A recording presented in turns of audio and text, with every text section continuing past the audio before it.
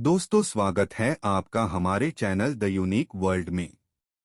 दोस्तों, एक रोज बादशाह ने बीरबल से पूछा, क्या यह बात सही है कि कारीगर लोग मालिक की आंखों में धूल झोंककर अपना उल्लू सीधा कर लेते हैं। इस विषय की लोगों में बराबर चर्चा सुनने में आती है। बीरबल ने कहा, पृथ्वी नाथ, यह तो आंख देखी और कान सुनी बात है। जो जिस काम को करता है वह उसमें पंडित हो जाता है। बादशाह ने फिर पूछा, तो क्या सुनार, लोहार, दर्जी पेशा के सभी चोर ही होते हैं? बीरबल ने उत्तर दिया, मैं यह कैसे कह सकता हूँ कि सभी कारीगर चोर ही होते हैं, परंतु फिर भी कितनों की चोरी सबको विदित हो चुकी है। जैसे सुनार ही को लीजिए। इनके संबंध में लोगों का विश्वास है कि कोई चाहे कितनी ही इनकी चौकसी करे, ये इनके प्रकारेण माल में से चोरी कर ही लेते हैं। कला की चालाकी संसार में विख्यात है। लोग तो परंतु ये इनकी इस यहाँ तक कहते हैं कि दुनिया की बातें तो दरकिनारे रहीं, ये अपने माता पुत्री तथा बहनों के आभूषणों में से भी चोरी करते हैं। यदि कहीं चुराना भूल गए तो समझ लीजिए कि उस रात में उन्हें नींद हराम हो जाती है। ये कपट मुद्रा कर जब तक उसमें से कुछ माल निकाल न लेंगे, तब तक इनके पेट में चूहे कूदा करेंगे। इस संबंध की एक घटना मेरी आंखों के सामने भी घटी है, उस पर जरा विचार कीजिए। एक गांव में एक वृद्ध सुनार रहता था। बुढ़ापे के कारण वह सुनारी का काम नहीं कर सकता था, इसलिए विवश होकर दुकान में बैठा बंठा अपने एकलौते लड़के को सोनारी का काम सिखाया करता था। यदि लड़का कहीं चूक करता तो वह तुरंत उसकी भूल सुधरवा देता था।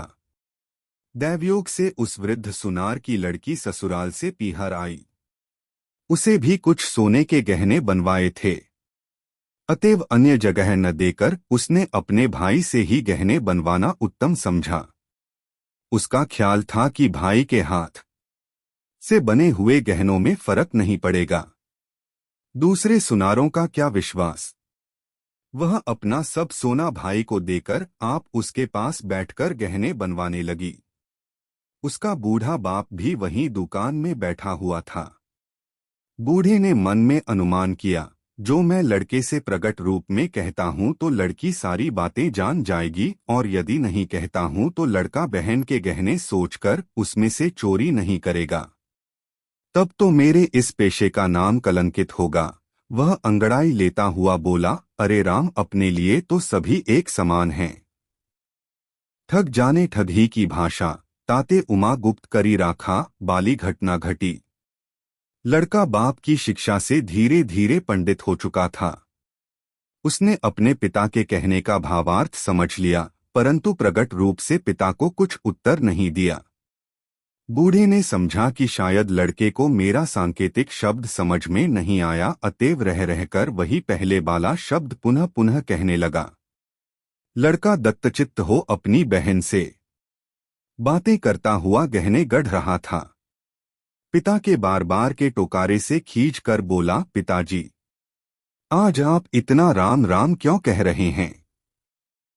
अरे राम ने तो बहुत पहले ही लंका नगरी को लूट लिया था, अब उसमें रखा ही क्या है? अपने लाडले से ऐसा संतोषप्रद उत्तर पाकर वृद्ध गद हो गया और उसे अपने पुत्र पर बहुत भरोसा हुआ। वह लड़का कोवा से कबेला चतुर वालों कहावत पहले ही चरितार्थ कर सोने की एक गुली माल में से कपट कर राख में छिपा दिए था। इस घटना को सुनकर बीरबल ने कहा, पृथ्वीनाथ, कारीगर बड़े बजर बेहया होते हैं। वे अपने कला में जब तक चोरी करना नहीं जानते तब तक उनको अपने कारीगर होने में संदेह ही बना रहता है। आप इसे पक्का समझें कि जो जितना बड़ा कारीगर होता है वह उतना ही चोर भी होता है। यही इनकी विशेषता है कि माल चुरा लेते हैं और दूसरों पर इनका भेद प्रकट नहीं होने पाता। सुनार तो शास्त्रों द्वारा इस फन में विख्यात हैं।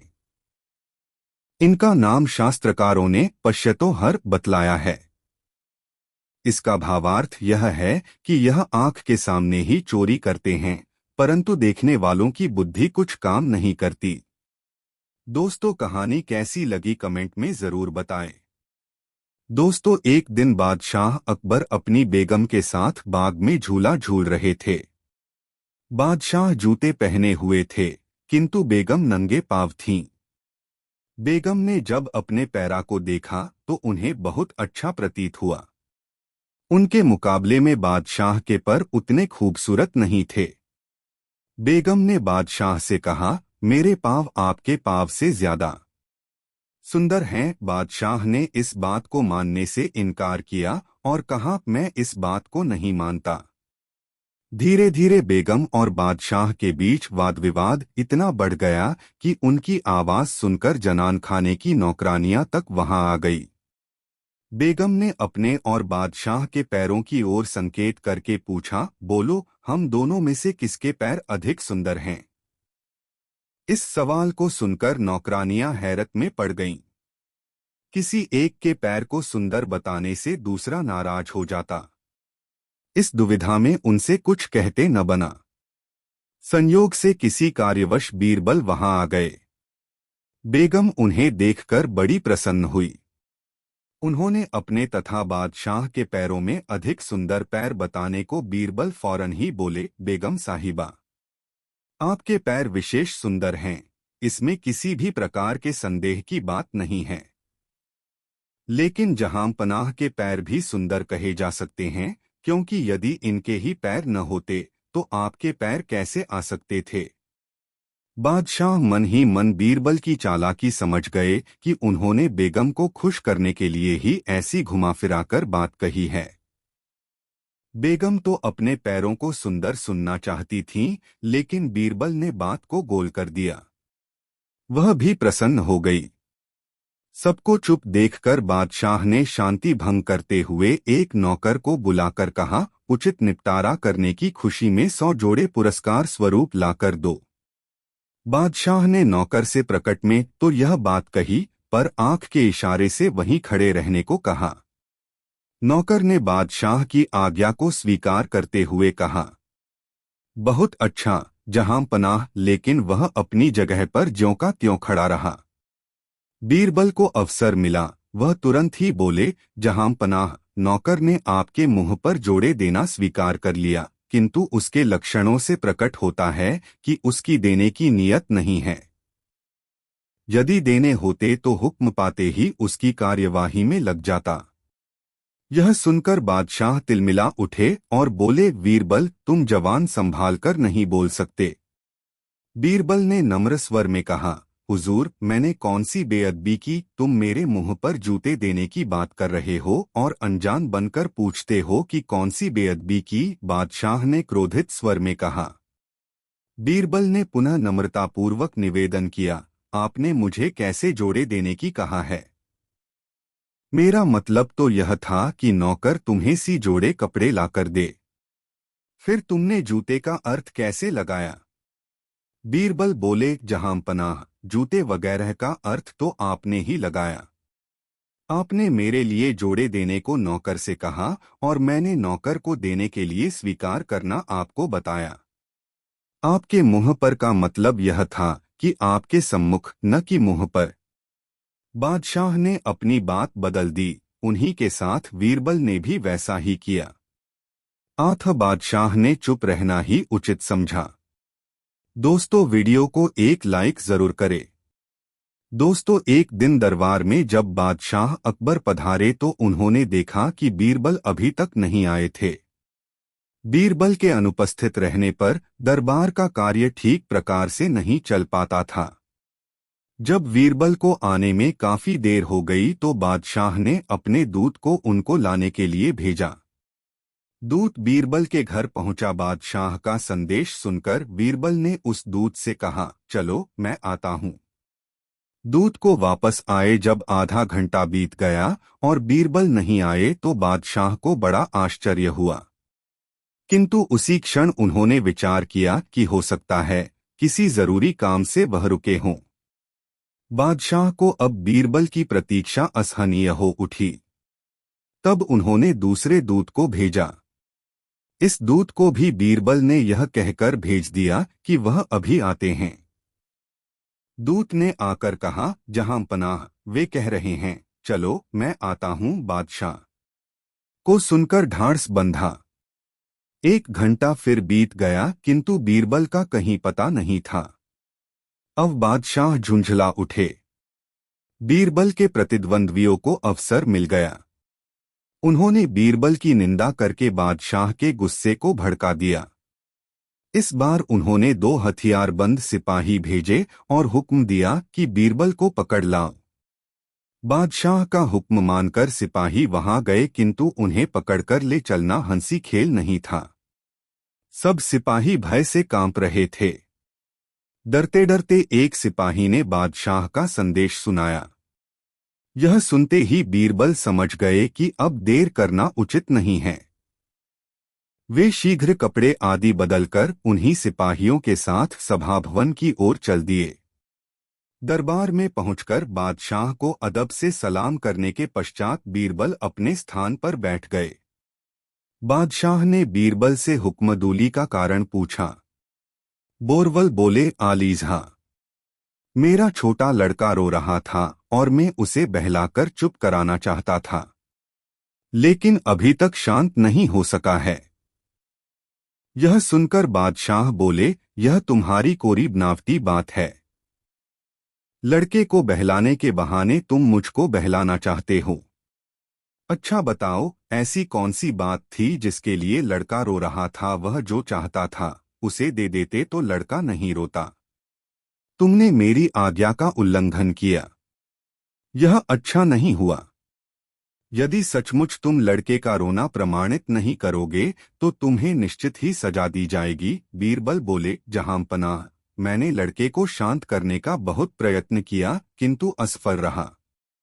बादशाह के पूछने पर बीरबल ने आगे बताया, जहांपनाह सुनिए, मैं शुरू से अंत तक सब बातें बताता हूँ। लड़का जिद करके रो रहा था। मैंने उससे पूछा, बेटा क्या लेगा, क्यों रो रहा है? पहले तो उसने मेरी बातों को सुनी अनसुनी कर दिया। जब मैं लगातार पूछता रहा तो वह बोला, गन्ना लूंगा।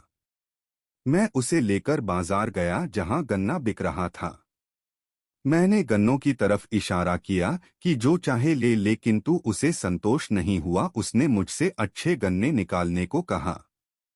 मैंने वैसा ही किया, किंतु उसे तो रोने की धुन सवार थी। वह फिर रोने लगा। पूछने पर ज्ञात हुआ कि छिलवाकर गंडेरियां बनवाकर खाना चाहता है।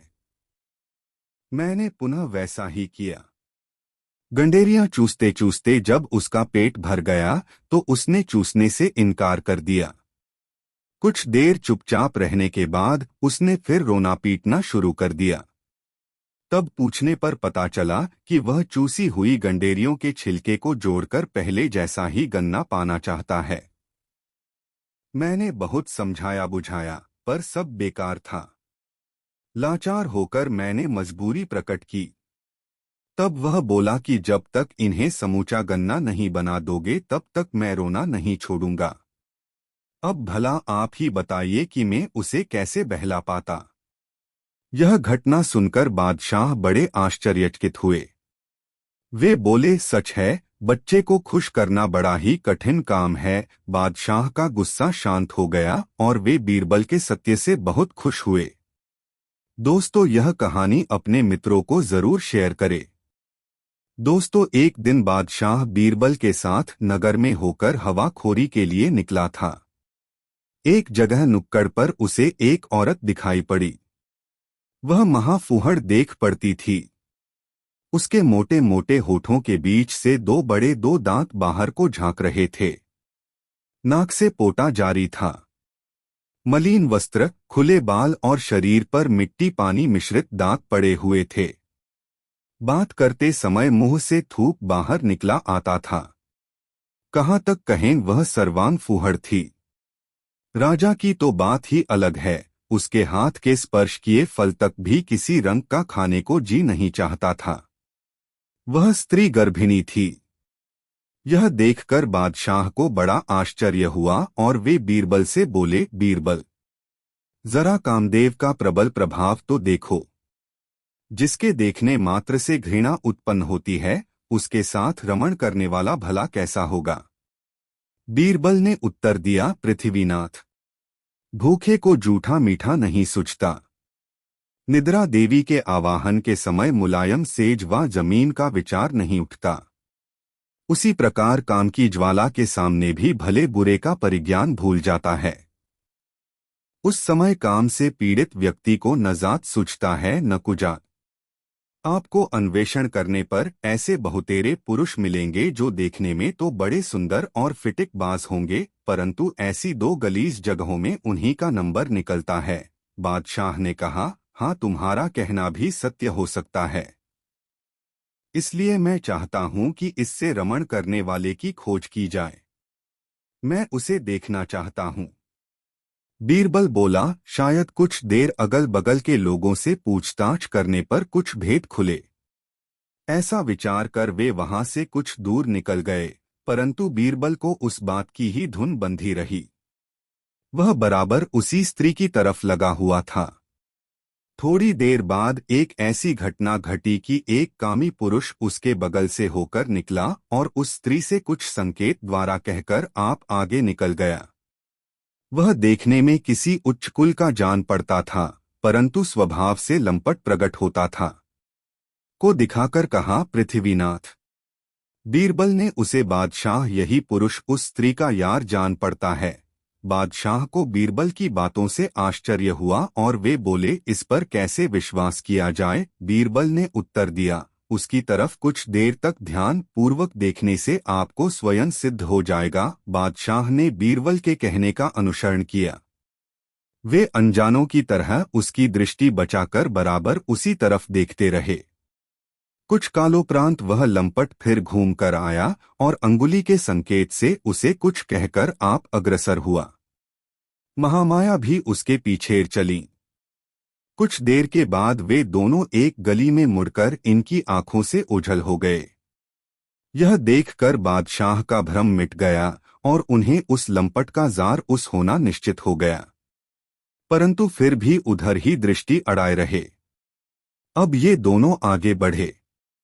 बादशाह को बीरबल को परिख पर बड़ा आश्चर्य हो रहा था, इसलिए बीरबल को छेड़कर बोले, बीरबल, तुम्हारी परिख तो बड़ी सच्ची निकली, परंतु यह तो बतलाओ कि पहले तुमने उसको कैसे पहचाना था? बीरबल बोला, पृथ्वीनाथ, यह सब आंखों की खूबियां हैं। हम लोग नगर में निकलते हैं तो बराबर रास्ते में आने जाने वालों की चाल ढाल का निरीक्षण किया करते हैं, जिससे आंखों को मनुष्यों से मिलकर व दूर से देखकर उनके आचरण समझ लेने की शक्ति प्राप्त हो गई है। मैं बहुत देर से बराबर उस लंपट की हरकतों को देख रहा था। पहले जब वह आया तो उसके हाथ पर केवल खैनी थी। चूने की तलाश में अगल बगल की दीवालों को देखता जा रहा था। दैवात एक संडास पर ताजा चूना छुआ गया था। झट अंगुलियों से चूना पोंछकर खैनी बनाकर खा लिया। अब आप ही बतलाएं कि जो संडास का चूना खैनी में मिलाकर खाने में नहीं हिचकता, उसके लिए यह काम करना कौन सा आश्चर्य है। उसी समय मुझे विदित हो गया कि यह व्यक्ति व्यसनों का सच्चा गुलाम है। बादशाह को बीरबल की ऐसी गुप्त पहचान से बड़ी प्रसन्नता हुई और वह घर आकर उसको एक जोड़ी दुशाला पारितोषिक दिया। दोस्तों, वीडियो को एक लाइक जरूर करें। दोस्तों, एक दिन संध्या समय बादशाह बीरबल को साथ ले घोड़सवारी द्वारा हवा खाने के लिए महल से बाहर निकले। ये आपस में वार्तालाप करते हुए मध्य बाजार में जा पहुंचे। वहां सब प्रकार की वस्तुएं बिक रही थीं, परंतु इन्हें क्या प्रयोजन जो कहीं उतरकर कुछ सौदा खरीदते। इसी बीच बादशाह की दृष्टि एक वृद्धा स्त्री पर पड़ी। उसके हाथ में पुरानी म्यान से ढकी हुई एक तलवार लटक रही थी। उसकी तलवार देखते ही बादशाह के जी में आया कि अक्सर पुराने लोगों के पास अच्छी वस्तुएं निकल आती हैं, इसलिए इस वृद्धा की तलवार को देखना चाहिए। वह घोड़े की राश को बुढ़िया की तरफ मोड़ दिया। जब घोड़ा उसके समीप पहुंचा तो बादशाह ने उस वृद्धा से पूछा, यह तलवार लेकर तू शहर में क्यों खड़ी है? बुढ़िया ने दीनता भरी बाणी से कहा, गरीब परवर, मैं इसे बेचना चाहती हूँ। यह तलवार बहुत दिनों से मेरे घर में पड़ी हुई है। आज बड़ी गिरीवस्था को प्राप्त होकर और कोई दूसरा सामान न रहने पर इस बेचने की गरज से बाजार में लाई हूँ। बादशाह उससे तलवार मांग उसे म्यान से निकालकर देखने लगे। वह एकदल खराब हो गई थी। उस पर जंग का गहरा पर्दा पड़ गया था और उसकी धार भी कई जगह से टूट गई थी। बादशाह ने बुढ़िया की तलवार को ज्यों का त्यों लौटा दिया। वह उसको हाथ में लेकर बड़े गौर से देखने लगी। ऐसा मालूम होता था मानो उसकी तलवार बदल गई हो। इसको ऐसी भौचक सी हुई देखकर बादशाह ने पूछा, क्या बात है? तेरी तलवार बदल तो नहीं गई है? वह वृद्धा बोली, पृथ्वीनाथ, मैंने सुना था कि पारस के स्पर्श से लोहा सोना हो जाता है, परंतु यह हमारी लोहे की तलवार आपके पारस हाथों के स्पर्श से सोने की क्यों नहीं हुई? बस मैं यही देख रही हूँ। बादशाह वृद्धा के इस उत्तर से गदगद हो गए और उसको तलवार के बराबर सोना देने की आज्ञा दी। बीरबल अभी तक खड़े खड़े इनकी सब बातें सुन रहा था। बुढ़िया की बुद्धिमत्ता भरी बातें सुन और बादशाह की उदारता देखकर उसे बड़ा आनंद प्राप्त हुआ।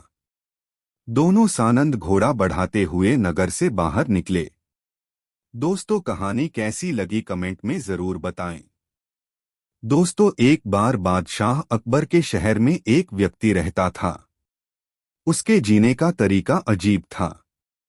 वह लोगों को बेवकूफ बनाकर पैसे कमाता था। एक बार वह बाजार में एक बहुत अमीर व्यापारी से मिला जो बाहरी देश से आया हुआ था। वह इस शहर में नया था, इसलिए जब धोखेबाज ने उसे अपने घर रात के भोजन के लिए आमंत्रित किया तो व्यापारी ने इस उम्मीद से आमंत्रण स्वीकार कर लिया कि इस नए शहर में उसके नए दोस्त बन जाएंगे। उस रात उन्होंने लाजवाब खाना खाया और बहुत देर तक बातें की। फिर व्यापारी और मेजबान सोने के लिए बिस्तर पर चले गए।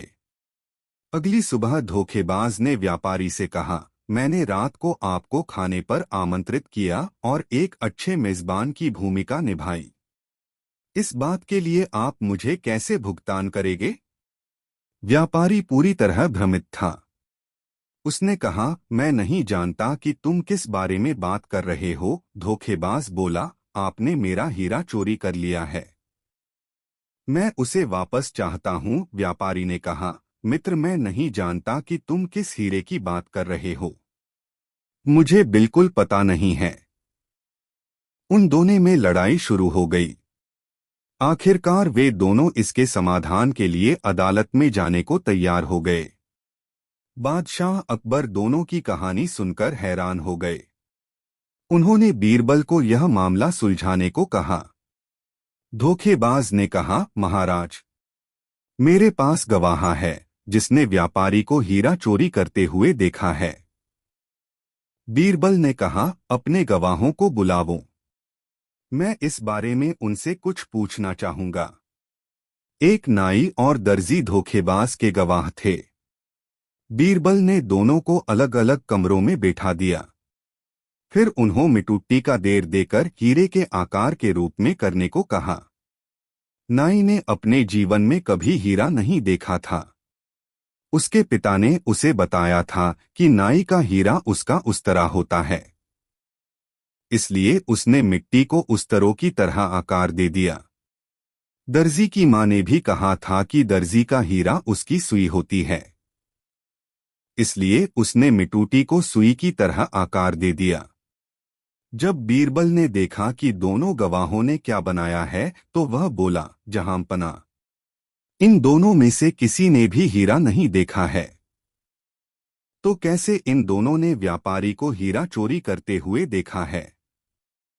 यह कहानी झूठी है। व्यापारी निर्दोष है। यह साबित होता है कि धोखेबाज ने नाई और दर्जी को झूठे गवाह बनने के लिए रिश्वत दी है।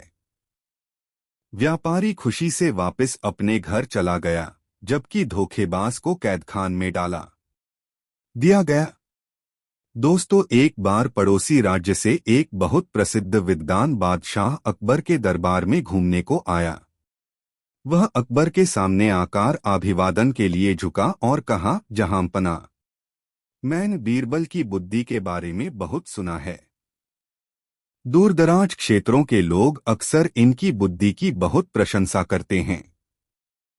महाराज, अगर आपकी आज्ञा हो तो मैं इसकी प्रतिभा की परीक्षा लेना चाहता हूं। अकबर ने बीरबल को बुलाया और उसका विद्वान व्यक्ति से परिचय करवाया। विद्वान ने कहा, मुझे बताओ कि तुम्हारे राज्य में कितने कौवे रहते हैं। बीरबल ने आराम से प्रश्न सुना और कहा, मेरे दोस्त, मैं निश्चित रूप में कल आपको जवाब दे दूंगा। दरबार में हर कोई बीरबल और उस विद्वान के बीच हुई बातचीत से हैरान था। बादशाह अकबर ने बीरबल को अलग बुलाया और कहा, यह आदमी मुझे पागल नजर आता है। इस शहर में कितने कौवे रहते हैं, यह गिनती करना किसी भी व्यक्ति के लिए कैसे संभव है। तुम्हें सही जवाब जानने के लिए कुछ दिन ले लेने चाहिए थे। तुम एक दिन में उन सभी की गिनती करने में सक्षम नहीं हो। बीरबल मुस्कराया और बोला, जहांपना, यह आदमी मुझसे चतुराई करने की कोशिश कर रहा है, किंतु आप चिंता नहीं करें, इसे इसकी ही दवाई का स्वाद मिलेगा। अगले दिन बीरबल दरबार में पहुंचा। विद्वान पहले से ही वहां बैठा हुआ था। विद्वान ने कहा, क्या तुम्हें जवाब मिल गया? बीरबल ने कहा, बेशक, इस शहर में निश्चित ही 47,835 कौवे रहते हैं। विद्वान यह जवाब सुनकर बहुत हैरान था। वह बोला, आप इतने यकीन से कैसे कहा सकते हैं? बीरबल अकबर की ओर झुका और बोला, जहांपना, मैंने इस शहर में रहने वाले सभी कावों की गिनती कर ली है। विद्वान बोला, अगर इससे ज्यादा हुए तो? बीरबल बोला, वे दूसरे राज्यों से आए हुए होंगे। विद्वान फिर बोला, अगर इससे कम हुए तो? बीरबल बोला, वे दूसरे राज्यों में चले गए होंगे। यदि किसी को भी मेरे जवाब में संदेह है तो वह अपनी संतुष्टि के लिए गिनती कर सकता है। अकबर जोर से हंसा। विद्वान ने जब बीरबल का जवाब सुना तो उसे अपने आप पर बेहद शर्म आई। वह उसी दिन उस शहर से इस निश्चय के साथ चला गया कि अब से वह किसी को भी चुनौती नहीं देगा। दोस्तों, कहानी कैसी लगी कमेंट में जरूर बताएं। दोस्तों, बादशाह अकबर दरबार में बैठे थे। दरबारी बीरबल से बहुत ही जलते थे और यह नहीं चाहते थे कि बादशाह से बीरबल के संबंध अच्छे रहें। आठ दरबारियों ने बादशाह से कहा, हुजूर, आप हर बात बीरबल से ही पूछा करते हैं, हमें कोई महत्व नहीं देते हैं। इससे हमारे स्वाभिमान को ठेस पहुंचती है। शहंशाह अकबर बोले, आप लोगों की शिकायत गलत है। बीरबल कोई साधारण व्यक्ति नहीं है, वह बहुत ही चतुर और समझदार हैं। कोई भी उनकी बुद्धिमत्ता के आगे ठहर नहीं सकता। यही कारण है कि हम कोई भी काम बीरबल से पूछकर करते हैं। शहंशाह अकबर की यह बात दरबारियों को पसंद नहीं आई। वे बीरबल से और भी ज्यादा नाराज हो गए। बादशाह ने दरबारियों को शांत बैठे देखा, तब उन्होंने कहा, अगर तुम सबको ऐसा लगता है कि तुम सब बीरबल से अधिक चतुर और बुद्धिमान हो तो आज तुम सबकी बुद्धिमानी की परीक्षा ली जाएगी। तुम में से जो भी इस परीक्षा में पास होगा उसे बीरबल का स्थान मिल जाएगा। इतना बोलकर शहंशाह ने 2 हाथ लंबी दुलाई मंगवाई।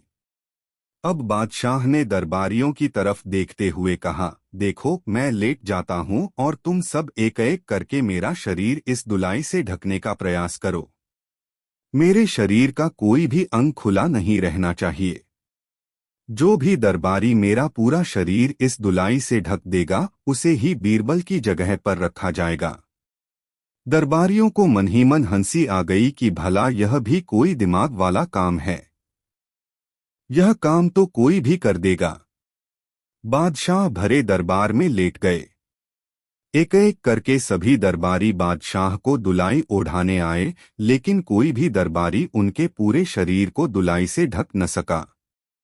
अब बादशाह उठ खड़े हुए और बोले, देखिए आपने अपनी बुद्धिमानी, क्या अपनी इसी बुद्धिमानी पर आप सबको इतना अभिमान था?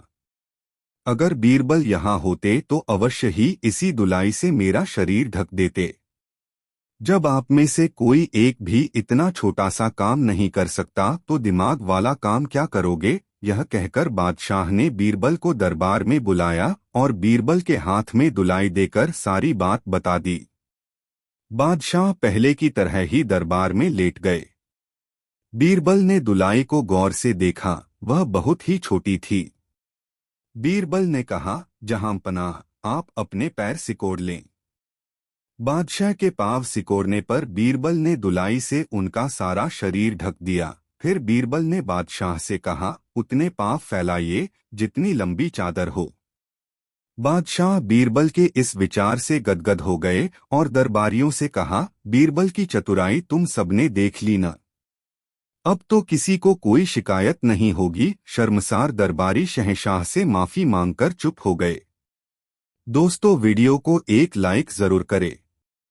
दोस्तों, बादशाह अकबर अभी आकर दरबार में बैठे ही थे कि तभी दरबार में एक कसाई और एक तेली आपस में बहस करते हुए आ गए। बादशाह ने बीरबल से कहा, बीरबल देखो यह क्यों बहस कर रहे हैं? जी हुजूर, कहते हुए बीरबल उठ खड़े हुए और पूछा, तुम दोनों में से शिकायत लेकर कौन आया है? तेली थोड़ा आगे बढ़कर बोला, शिकायत लेकर मैं आया हूँ हुजूर। हाँ, तो झगड़े का कारण क्या है? बीरबल ने पूछा। तेली रोनी सी सूरत बनाकर बोला, हुजूर, मैं अपनी दुकान पर बैठा बही खाता देख रहा था। उसी समय कसाई ने आकर मुझसे तेल मांगा। मैंने इसे तेल दे दिया और चला गया।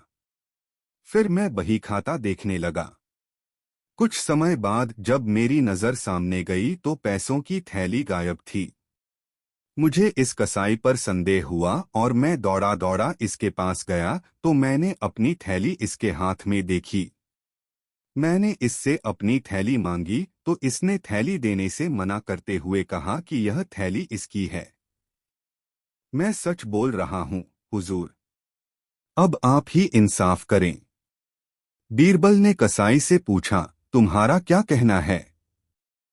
कसाई डरी समी आवाज में बोला, हुजूर, मैं जो कुछ भी कहूँगा सच कहूँगा, सच के सिवा कुछ नहीं कहूँगा। हुजूर, मैं अपनी दुकान पर बैठा पैसे गिन रहा था, तभी यह तेली रोज की तरह तेल बेचने के लिए आया। इसकी दुकान मेरी दुकान से 2-3 दुकानों की दूरी पर है। पैसों की थैली मैंने पास में ही रखी थी। इसके जाने के बाद जब मेरी थैली नहीं दिखी तो मैंने दौड़कर इसे पकड़ा और इसके हाथ से अपनी थैली छीन ली। सच्चाई यही है हुजूर। इस बात का गवाह खुदा है। अब सही या गलत का इंसाफ आपको करना है। बीरबल ने पैसों की थैली अपने पास रख ली और उनसे कहा, फैसला कल होगा। तुम दोनों घर जाओ। उन दोनों के चले जाने के बाद बीरबल ने थैली के पैसे धुलवाए तो उनमें तेल थोड़ा सा भी नजर नहीं आया, बल्कि मांस की दुर्गंध आई, जिससे उन्हें यकीन हो गया कि यह थैली और पैसे दोनों ही कसाई के हैं। दूसरे दिन दरबार लगा। दरबार में कसाई और तेली हाजिर हुए। बीरबल ने उन्हें अपना फैसला सुनाया तो तेली चीखने चिल्लाने लगा। बीरबल ने सिपाही से कहा, तेली की पीठ पर 100 कोड़े बरसाए जाएं। बीरबल ने जैसे ही उसे कोड़े लगाने का हुक्म दिया, उसने तुरंत अपना अपराध स्वीकार कर लिया। पैसों की थैली कसाई को दे दी गई। तेली को दंडित करके छोड़ दिया गया। बादशाह ने कहा, बहुत खूब बीरबल, हम तुम्हारे इस न्याय से बहुत खुश हैं। झूठ कभी छिपता नहीं है, वह एक दिन पकड़ा ही जाता है। दोस्तों, कहानी कैसी लगी कमेंट में जरूर बताएं। दोस्तों, एक गरीब आदमी ने नींद में सपना देखा कि उसने अपने दोस्त हरिराम से 100 रुपए उधार लिए हैं। सुबह जब वह बिस्तर से उठा तो उसने स्वप्न के बारे में अपने दोस्तों को बताया। इस तरह यह बात चारों तरफ फैल गई कि घनश्याम ने हरिराम से 100 रुपए उधार लिए हैं। हरिराम को जब यह बात मालूम हुई तो वह घनश्याम के पास पहुंचकर बोला, मैंने तुम्हें जो 100 रुपए दिए थे मुझे वापस कर दो। घनश्याम आश्चर्य से बोला, यह तुम क्या कह रहे हो? वह तो स्वप्न की बात थी। हरिराम बोला, देखो इनकार न करो, गवाही सैकड़ों लोग दे सकते हैं। तुमने स्वयं सबसे यह बात कही है। रुपए लेना तुमने खुद स्वीकार किया है। दोस्त, वह तो सपने की बात थी। सपने की बात सच थोड़े ही होती है, घनश्याम ने कहा। हरिराम भौहें चढ़ाकर बोला, मैं कुछ नहीं जानता। जब तुमने रुपए लेना स्वीकार कर लिया है तो तुम्हें रुपए देने ही पड़ेंगे। अगर तुम रुपए नहीं दोगे तो मैं यह मामला बादशाह अकबर के दरबार में ले जाऊंगा। घनश्याम इतना गरीब था कि उसके पास तो कभी 100 रुपए होते ही नहीं थे। वह 100 रुपए देता भी तो कैसे देता? वह बहुत ही परेशान हो गया और डर गया। आखिर मामला बादशाह अकबर के दरबार में पहुंचा। बादशाह ने यह मामला बीरबल को सौंपते हुए कहा, बीरबल, अपनी चतुराई से सही न्याय करो। बीरबल ने दोनों पक्षों की पूरी बातें सुनी, गवाहों की बातें सुनी, फिर 100 रुपए गिनकर एक थैली में रखे और हरिराम के सामने उस थैली को सरकाते हुए एक आईने के सामने इस तरह से रखी कि थैली का प्रतिबिंब आईने में साफ दिखने लगा। आईने की ओर इशारा करते हुए बीरबल ने ऊंचे स्वर में कहा, हरिराम, तुम आईने से अपने रुपए ले सकते हो। हरिराम आश्चर्य से बोला, हुजूर, आईने में दिखाई देने वाले रुपए को मैं कैसे ले सकता हूँ? बिल्कुल सही कहा, बीरबल बादशाह की ओर देखते हुए बोले, सपना भी तो एक प्रतिबिंब की तरह ही होता है। फिर सपने में उधार लिया गया रुपया कैसे वापस किया जा सकता है? हरिराम, तुमने झूठा आरोप लगाकर दरबार का समय बर्बाद किया है। अतः तुम पर 20 रुपए का जुर्माना किया जाता है ताकि तुम भविष्य में कभी ऐसी गलती न करो। बीरबल के इस न्याय से बादशाह बहुत प्रसन्न हुए। लालची हरिराम को लेने के देने पड़ गए। दोस्तों, वीडियो को एक लाइक जरूर करें। अकबर बीरबल की दिवाली की अनोखी कहानी। एक बार की बात है, दिवाली का त्योहार आने वाला था। पूरे आगरा में त्योहार की तैयारियां जोर शोर से चल रही थीं। हर गली, हर घर को दीपों से सजाया जा रहा था और लोग पटाखे, मिठाइयां खरीदने में व्यस्त थे। इस त्योहार का माहौल देखते हुए अकबर बादशाह के मन में एक अनोखी शरारत सूझी। उन्होंने सोचा, इस बार की दिवाली पर कुछ नया और मजेदार किया जाए। बीरबल को चुनौती दी जाए। अकबर हमेशा बीरबल को मजेदार और मुश्किल चुनौतियां देकर खुश होते थे। इस बार भी उन्हें कुछ ऐसा ही करने का मन हुआ। अकबर ने बीरबल को दरबार में बुलाया और बड़ी चालाकी से कहा, बीरबल, इस बार की दिवाली सबसे खास होनी चाहिए। मैं चाहता हूं कि तुम्हारा घर पूरे राज्य में सबसे ज्यादा रोशन हो। क्या तुम ऐसा कर सकते हो? बीरबल ने अकबर की बात सुनी और तुरंत समझ गए कि यह भी एक मजाकिया चुनौती है। उन्होंने सोचा कि इस चुनौती को कैसे निभाया जाए। फिर उन्होंने मुस्कुराते हुए कहा, जहां पनाह, जैसा आप चाहते हैं वैसा ही होगा। इस बार मेरा घर सबसे ज्यादा रोशन होगा। अकबर ने बीरबल की बात सुनकर मन ही मन सोचा, अब देखते हैं बीरबल इस चुनौती को कैसे पूरा करता है। दिवाली की रात। आखिरकार दिवाली का दिन आ ही गया। शहर की हर गली और हर घर दीपों से जगमगा रहा था। लोगों के घरों में मिठाइयों की खुशबू थी और बच्चे पटाखे फोड़ रहे थे। अकबर बहुत उत्साहित थे कि वे बीरबल के घर जाकर देखें कि बीरबल ने अपने घर को कितनी रोशनी से सजाया है। उन्होंने अपने दरबारियों से कहा, चलो आज बीरबल के घर जाकर देखते हैं कि वह अपने घर को कितना रोशन कर पाया है। अकबर अपने दरबारियों के साथ बीरबल के घर की ओर चल पड़े। जब वे बीरबल के घर पहुंचे तो वहां का दृश्य देखकर हैरान रह गए। बीरबल का घर बिल्कुल साधारण दिख रहा था। न वहां ज्यादा दिए जल रहे थे और न ही कोई खास सजावट थी। यह देखकर अकबर हंसने लगे और मजाक में बोले, बीरबल, तुमने कहा था कि तुम्हारा घर सबसे ज्यादा रोशन होगा, लेकिन यहाँ तो कुछ खास रोशनी नजर नहीं आ रही। बीरबल ने मुस्कुराते हुए अकबर से कहा, जहां पनाह, बाहर से आपको जो दिख रहा है वह सच्चाई नहीं है। असली रोशनी तो मेरे घर के अंदर है। अगर आप अंदर चलकर देखें तो आपको असली दिवाली का अनुभव होगा। असली रोशनी का राज। अकबर ने सोचा, अब देखता हूं बीरबल ने आखिर ऐसा क्या किया है। उन्होंने दरबारियों के साथ बीरबल के घर के अंदर कदम रखा। जैसे ही वे अंदर पहुंचे तो उनके आश्चर्य का ठिकाना न रहा। बीरबल के घर के अंदर कई गरीब और जरूरतमंद लोग बैठे हुए थे। बीरबल ने उन्हें दिवाली के मौके पर अपने घर बुलाया था और उन्हें नए कपड़े, मिठाइयाँ और खाना दिया था। हर किसी के चेहरे पर मुस्कान थी और उनकी आंखों में खुशी की चमक थी।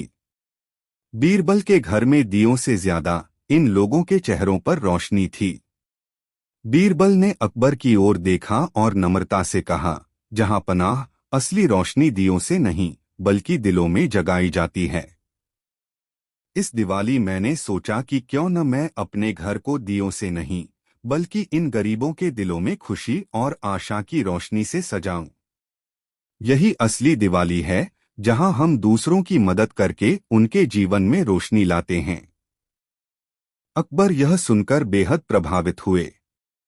उन्होंने बीरबल की तारीफ करते हुए कहा, बीरबल, तुमने फिर से साबित कर दिया कि तुम सबसे बुद्धिमान हो। असली दिवाली वह नहीं होती जो बाहर के दियों से जगमगाती है, बल्कि वह होती है जो किसी के जीवन में खुशियां भर देती है। आज तुमने मुझे एक बहुत बड़ी सीख दी है। कहानी का सार। इस तरह बीरबल ने दिवाली का असली अर्थ अकबर और दरबारियों को समझाया। उन्होंने यह साबित कर दिया कि त्योहार सिर्फ दिखावे और सजावट का नाम नहीं है, बल्कि इसका असली मतलब दूसरों के जीवन में खुशी लाना और उनकी मदद करना है। कहानी से शिक्षा। दिवाली की असली रोशनी दियों में नहीं बल्कि दूसरों के दिलों में खुशी और प्रेम फैलाने में होती है। जब हम किसी जरूरतमंद की मदद करते हैं तो वह खुशी और संतुष्टि हमें असली दिवाली का एहसास कराती है।